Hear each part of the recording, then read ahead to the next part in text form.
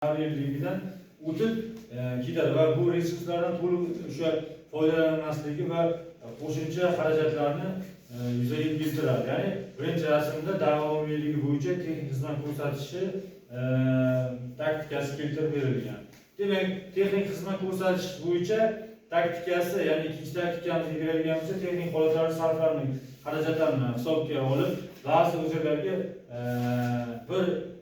birinchi texnik xizmat ko'rsatish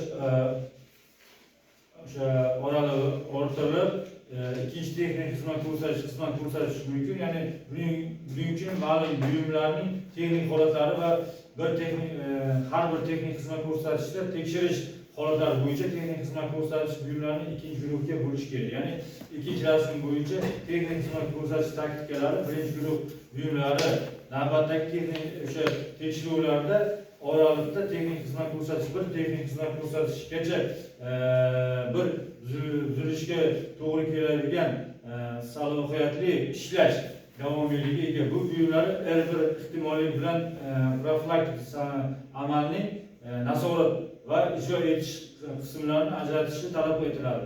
Agar bunday ish qilinmasa, ular texnik 1 va texnik 2 ishlash davomiyligiga oralig'ida ishdan chiqishni boshlaydi va texnik xarajatlar ko'paya boshlaydi. Ikkinchi guruhdagi buyumlari R2 ehtimolligi bilan texnik xizmat ko'rsatish ishlash davomiyligida ega, ya'ni ular navbatdagi texnik xizmat ko'rsatishgacha tuzilish ishlari oladi. Ya'ni shular sababli ular bo'yicha texnik xizmat holat nazorati diagnostika bilan cheklanib, o'sha ijro etish qismlarini keyingi texnik xizmat ko'rsatishgacha bir texnik xizmat ko'rsatishgacha maqbul bo'lishi mumkin.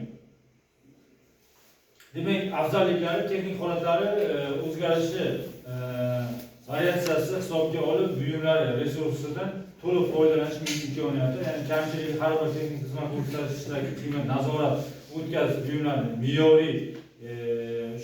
me'yoriy holatga keltiruvchi guruhlari va navbatdagi texnik xizmat ko'rsatishgacha ishlash oladigan guruhlarga ajratish zaruriyatidir.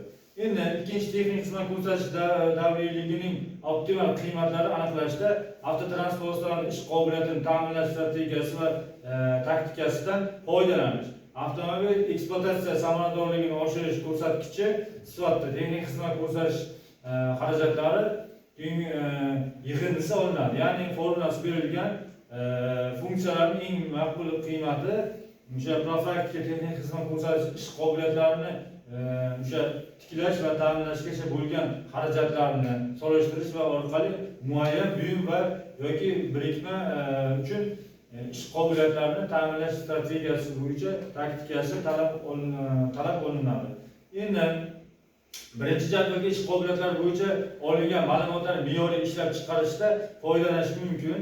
Iqtisodiy ehtimollik usullari bilan bu usullar oldingi usullarini umumlashtiradi, ya'ni ehtimollik va iqtisodiy amallarni hisobga oladi va hamda avtomobillar ish qobiliyatlarini ushlab turish va taktikasida turli strategiya taktikalarni taqqoslash imkonini beradi.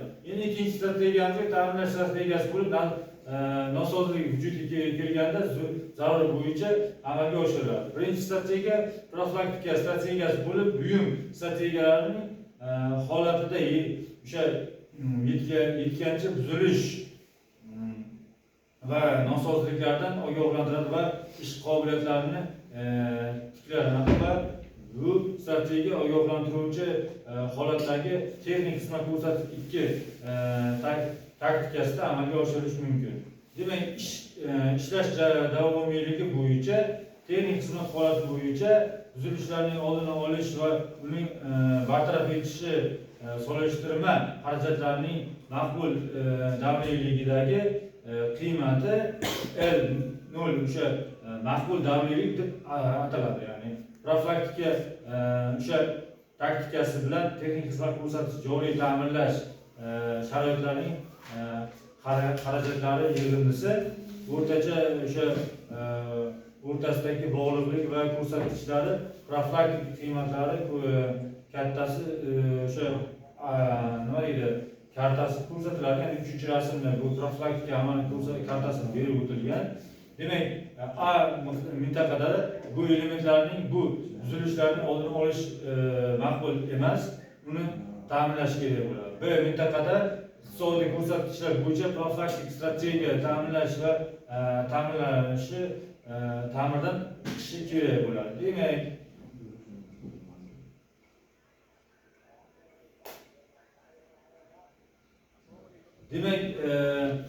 ve mintaqamizda profilaktika strategiyasi nisbiy o'sha turg'unlikka ega bo'lib, unda amaldagi o'sha davriylikning 10% gacha o'zgarishi sezilarli o'zgarishiga olib kelmaydi. Ya'ni bu usulda ratsional davriylikki koeffitsiyentlarini o'sha orqali o'sha nima deydi, ko'riklar aro davriyligi texnik xizmat ko'rsatishning maqbul davriyligini aniqlaydi.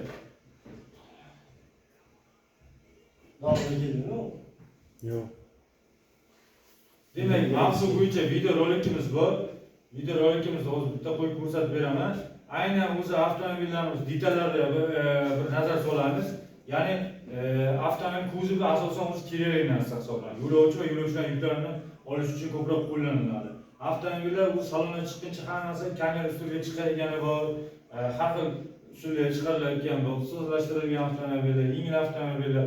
Aynan ana shu ekspluatatsiya fanimizga avtomobillarga iqlim sharoitlari va iqlim sharoitiga mos kelishi, avtomobilni ishlab chiqarish detallarimizni sifatiga ham bog'liq bo'ladi.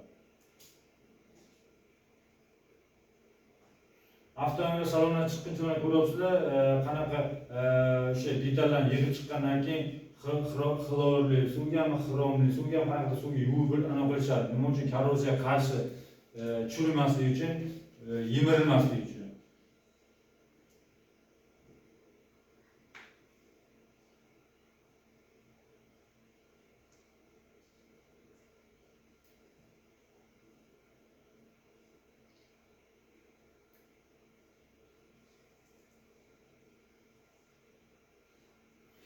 Demak, avtomobillarimizga texnik xizmat ko'rsatish vaqtlarida shinalarimizga ham e'tibor berishimiz kerak. Shinalar oldi beri tortilayotgan avtomobil, oldi tortayotgan avtomobillar shinalarni orqa bilan almashtirib qo'yib ishlatishimiz kerak va hozirgi mavsumiy vaqtlarda shinalarni qishki shinalardan foydalanish kerak. Ya'ni bizning O'zbekiston iqlim sharoitimizga ko'p odamlar qishki va yozgi shinadan foydalanmagan uchun bir xil shinadan foydalanadi. Shu maqsadda qishki shinadan foydalansa avtomobilga harakatlanish to'g'riroq, foydaliroq va zarar tegmaydi.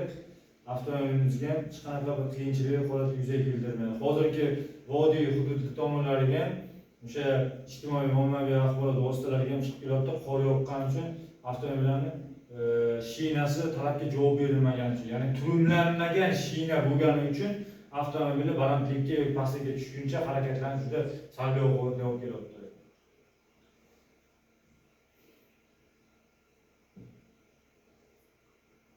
Demak, mavzu bo'yicha mana bugungi mavzu 6-mavzu bo'yicha mana mavzuni o'tdik. Kimga qanaqa savol bor? Agar savollaringiz bo'lsa, masalan, berishlaring mumkin. Bugun aynan 6-ma'ruzani bizga o'tilish kerak, lekin bu ma'ruza bo'yicha men slayd tahlil turib tayyorlanib keldim. Shu slayddan o'sha ma'ruza 6-ma'ruza bunday katta mavzu emas, lekin qisqacha berilgan 10 ta slayd tahlil berdim. Shu 10 ta slayddan aynan avtomobilga texnik xizmat ko'rsatish bo'yicha tan narxi olib borilishi, tan narxi xarajati ko'payib borishini tahlil qilib, ko'rib, bilib, mana sizlar bilan birga shu mavzu bo'yicha birga o'tirib yoritib berdim. Demak,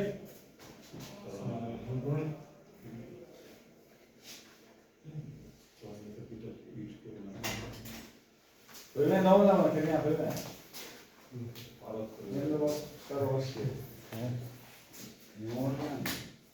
John Ilgari ana qo'yatdi, nima, yutga qo'yadi, shuning uchun. Sizga anonsiyo. Nima qarab qo'yiladi, u John Ilgariga bitgandan olib qo'ydim men. Challas qursizda. Qayerda bu videoga ana bo'layotgani, u telefonini olib qo'ydi.